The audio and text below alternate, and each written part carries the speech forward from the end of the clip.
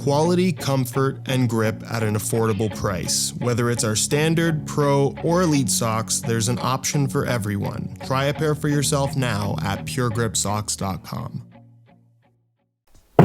Not one, not two, not three, not four, 11. That might be the worst intro I've ever made. I don't think people realize how difficult, time-consuming, and expensive it truly is to design and produce your own football boots. And I'm not talking about a generic parts bin football boot, something that we see from a lot of new brands and honestly even some of the bigger ones. I'm talking something truly custom. That is what 11 have managed to do. Ladies and gentlemen, say hello to the brand new 11 TF1, a premium pair of turf boots made by enthusiasts for enthusiasts. With three key features being a super soft kangaroo leather upper, a very unique drop-in midsole, and a custom Vibram Duratech turf outsole, where I really do hope that the quality comes through on video, because I was genuinely just super impressed at how nice these are for what is legitimately 11's first go at a pair of football boots, or I suppose in this case, a turf shoe. It's of course not all perfect though, starting with the price tag, where the 11 TF1 might just be the most expensive turf boot of all time, retailing for $235, where you can get an extra 15% off with the SR4U coupon code down in the description. But even with that discount, this is by far the most expensive turf boot on the market in comparison to all the major brands, although I'd also make the argument that it's by far the most premium. Where for those of you that always ask why brands like Nike and Adidas don't make elite turf or indoor variations of their football boots, this is part of the reason why. $200+ is a lot of money for this particular category. But if the price tag doesn't scare you and you're genuinely intrigued by the proposition of a premium kangaroo leather turf boot in 2025, there's a lot to be excited about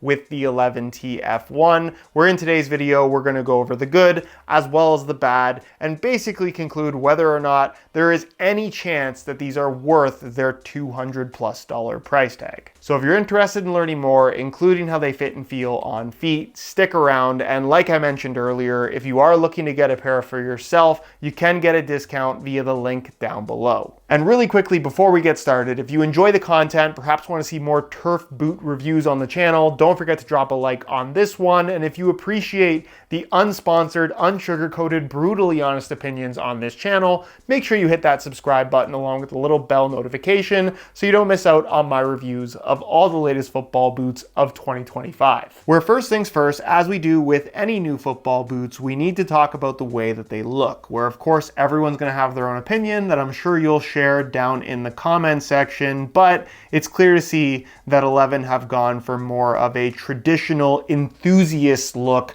rather than kind of the modern flashy direction. But given the fact that it is a full kangaroo leather upper and ultimately just a turf boot, I honestly think this is a really good design. It's low profile, but still looks quite premium. And I really love the fact that they've kept the branding to a minimal, with just the 11 logo in gold kind of embossed at the top eyelet and then highlighted in kind of like a maroon red color. You have a little ribbon at the top part of the tongue. Where on the back side, like we talked about, this was not designed to be a mainstream product, but instead for the football fanatic. As for the physical elements of the TF1, the upper is entirely made out of really soft kangaroo leather. Is it the most premium leather that I've ever had on my feet?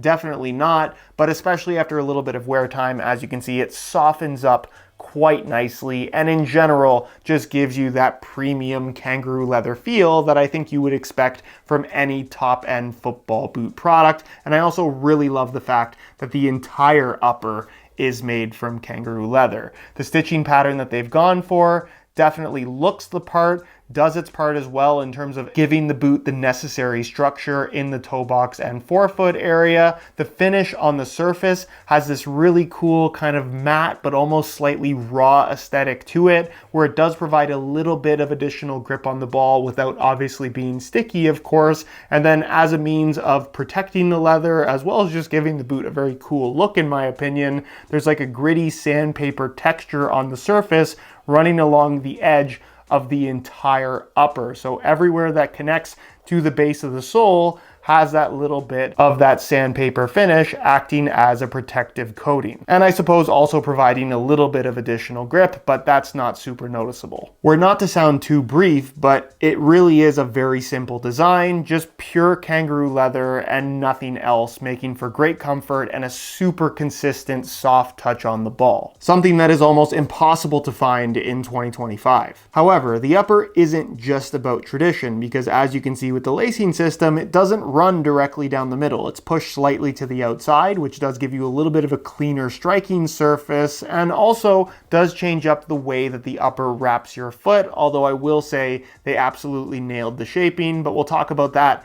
a little bit later in the video. The lacing system runs nice and deep, and as you can see, it does feature what is ultimately a traditional U-throat design, in that there is a cutout through the middle of the lacing system itself, with the tongue being this really thin, super pliable, completely unstructured kind of open mesh with a neoprene cover that kind of extends out the top of the lacing system and then kind of just sits flat against your leg. But because it's so unstructured, you really don't notice it. It's more of an aesthetic choice more than anything, and it does also give you something to hang on to when you're putting the boots on. As far as folding it over is concerned, you technically could do that, although personally I found that it doesn't really stay down, but it's actually what's happening with this tongue that's most interesting about this design, because pull the insole out and you'll find that it's not actually an insole at all, but instead a complete drop-in midsole, where with that piece removed, you'll see that there is now a completely open hole underneath the lacing system, and all the structure to the football boot is effectively gone. The only structure that exists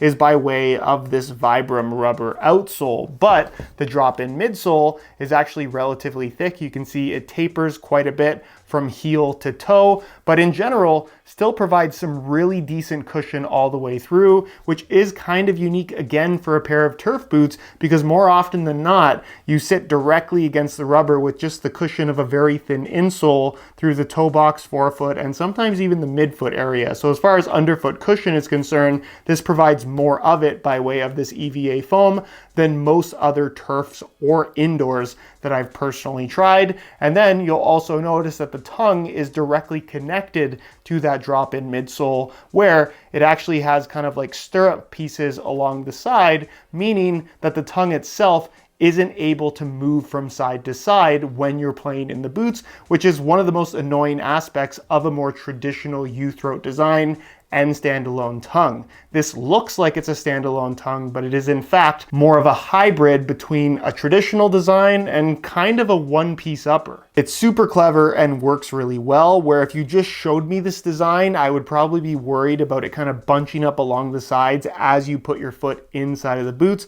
But surprisingly, and I think it's because of how wide the stirrups are, that doesn't seem to be an issue at all. Very easy to put on, super easy to take off. And I also like the idea that perhaps down the line, they could actually change the drop-in midsoles to different types of foam to provide firmer or softer underfoot cushion. We're not to go too crazy into the details, but you can see they've even lined the surface of this drop-in midsole with this kind of soft perforated microfiber material. And it's actually inlaid just inside of the edge all the way around, so the material is never going to peel up. And then even at the back, they put this little relief slit, where if you've ever had a drop-in midsole on, say, a pair of basketball shoes, I know I had a couple pairs of Kobe's that had this similar style of design, when you don't have that little bit of relief, either from the pressure of kind of the inside of the shoe squeezing this, or just the weight of your heel, this actually kind of folds in on itself and has this little kind of crease that bumps out. But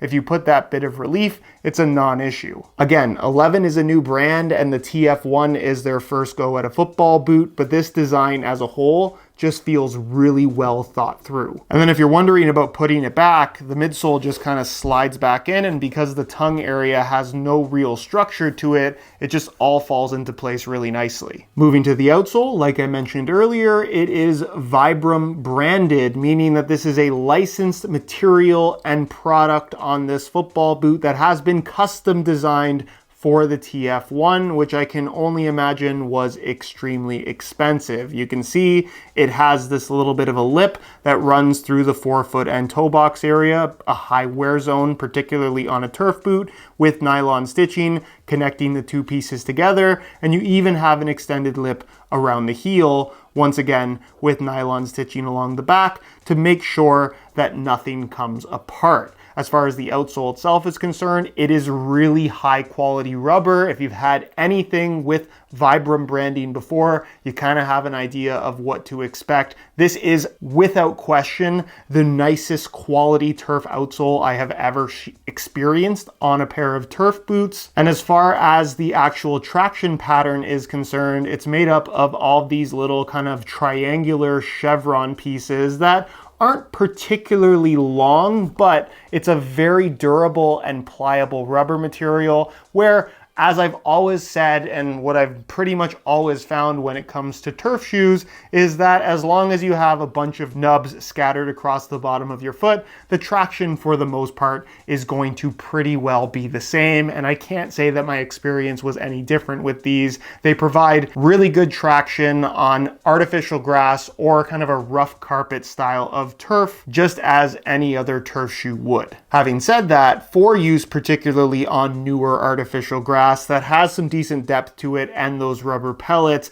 if you like to have as much bite as possible, then going for an AG specific stud pattern with actual studs is still going to be the way to go in terms of giving you that underfoot bite. This provides grip, but for the most part still feels very flat underfoot, which, depending again on personal preference, doesn't necessarily feel as quick. But again, that's just the difference between an AG boot and a turf shoe. And then when it comes to weight, I thought it'd be interesting to compare the TF1 to what is probably the most comparable alternative in the Adidas Mondial team, an absolute classic, and also what happens to be my go-to turf shoe and kind of what has been my go-to turf shoe for a very long time. This being my super old, very beat up, cut off modified tongue pair that I've had for quite some time. They're a size 9, which is a little bit smaller, but they're super stretched out and they run a little bigger anyways. The TF1 that I have is a size 10. We'll start off